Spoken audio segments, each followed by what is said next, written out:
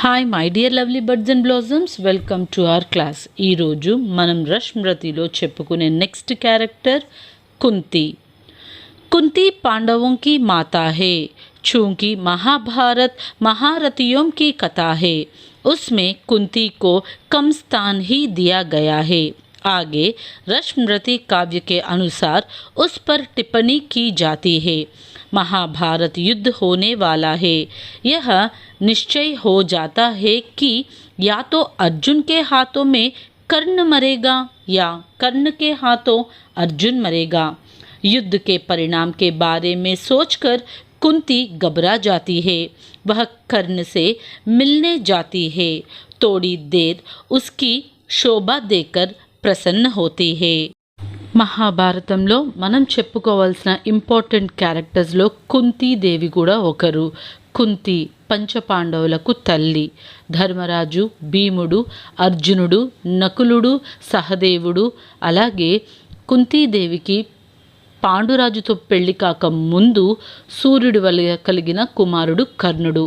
ఇలాగా 6 కొడుకులకి తల్లి అయిన కుంతీదేవి మహాభారతంలో ఒక ముఖ్యమైన పాత్ర అని మనం చెప్పుకోవచ్చు.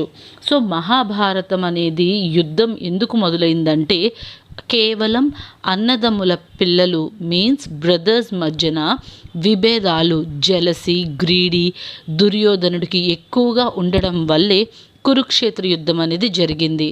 పాండవులని జూదంలో ఓడించి, అంటే గ్యాంబ్లింగ్ డైజ్ ఆడి ఓడించి వాళ్ళని అడవుల పాలు చేశారు.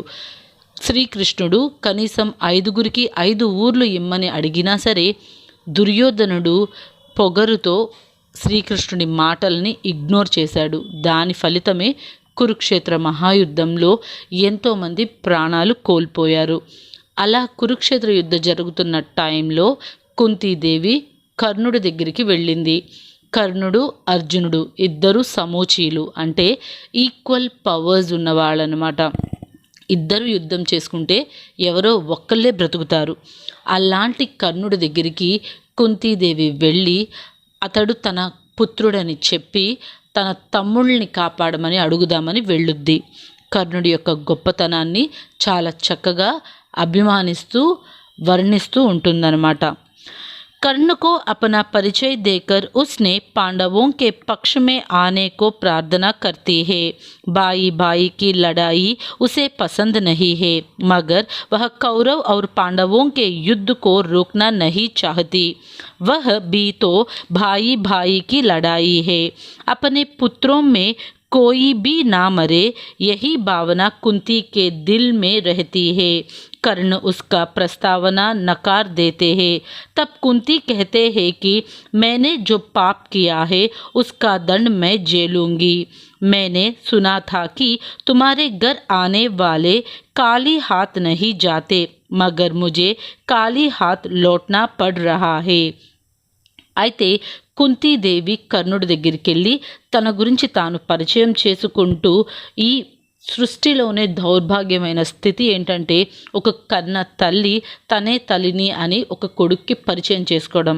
అలాంటి స్థితిలో పాపం కుంతీదేవి నిలబడింది.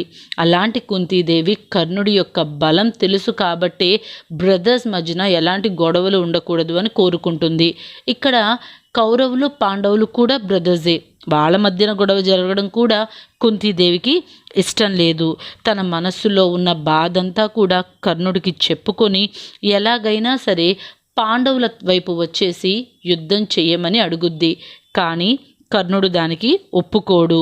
సో నీ ఇంటికి వచ్చి ఎవరు ఖాళీ చేతులతో వెళ్ళరు అని బయట అందరూ చెప్పుకుంటూ ఉంటారు అని కర్ణుడి దగ్గర అని ఆవిడ ఎంతో బాధపడుతూ వెళ్ళిపోవడానికి నిర్ణయించుకుంటుంది. यह सुनकर कर्ण के मन में कुंती के प्रति दया उत्पन्न होती है. कुंती उसका आलिंगन करती है तो कर्ण माता की ममता से पूरी तरह गल जाते हैं. वह कुंती से कहते हैं कि माँ, तुमने देर कर दी, अब मुझे युद्ध में उतरना ही पड़ेगा. फिर भी मैं तुमको कुछ दिया बिना लौट नहीं सकता.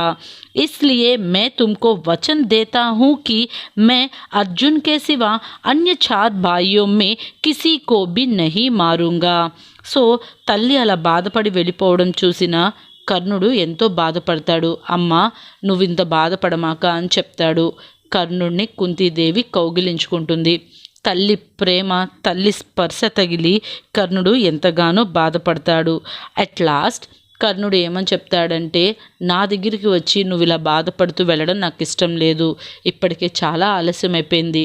దుర్యోధనుడు నాకు ఎన్నో విధాలుగా సాయం చేశాడు. అలాంటి వాడి తరపున యుద్ధం చేయడం నా కర్తవ్యం. బట్ నీ బాధ తట్టుకోలేక నేను నీకొక ప్రామిస్ చేస్తున్నా. అర్జున్ని తప్ప ఇంకెవ్వరిని ఏమీ చెయ్యను. అర్జున్ని మాత్రం చంపే తీరుతాను అని కర్ణుడు అంటాడు. कुंती इस पर कहती है कि मैं 6 पुत्रों की माता बनने आई, मगर मुझे 4 पुत्रों की माता बनना होगी. तुम अर्जुन को वध करोगे और मेरे पास नहीं आओगे. इस तरह मैं 2 पुत्रों को खोऊंगी. कर्ण के मस्तक को छूकर कुंती वापस लौटती है. सो कुंती देवी, నేను నా కొడుకులందరూ 6 కొడుకులు కావాలి అనుకుంటున్నాను. కానీ నువ్వు అర్జునుని చంపి నువ్వు నా దగ్గరికి రావు అంటే 2 కొడుకులు నాకు దూరం అయిపోతారు. 6 బదులు 4 కొడుకులు మాత్రమే నాకుంటారు అని ఎంతో దిగులు పడుతూ కుంతీదేవి కర్ణుణ్ణి ఆశీర్వదించి అక్కడి నుంచి వెళ్ళిపోతుంది. అపనే కియే కే కారణ్ अपने ही बेटे को खोने की दयनीय स्थिति, अपने ही बेटे से वरदान मांगने की करुणामय स्थिति, सच्चाई को पुत्रों से छिपाने की अपमानजनक स्थिति, इसके बीच में पड़कर कुंती जलती है.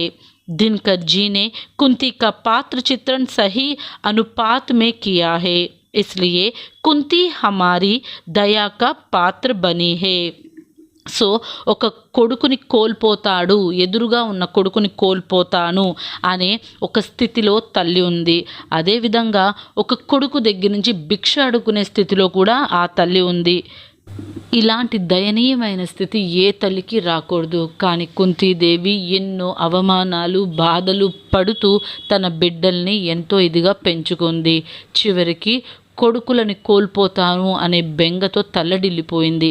ఇలాంటి ఒక క్యారెక్టర్ని రష్మృతి అనే ఈ నాటకంలో మనకి దినకర్ చాలా చక్కగా ఎక్స్ప్లెయిన్ చేశారు.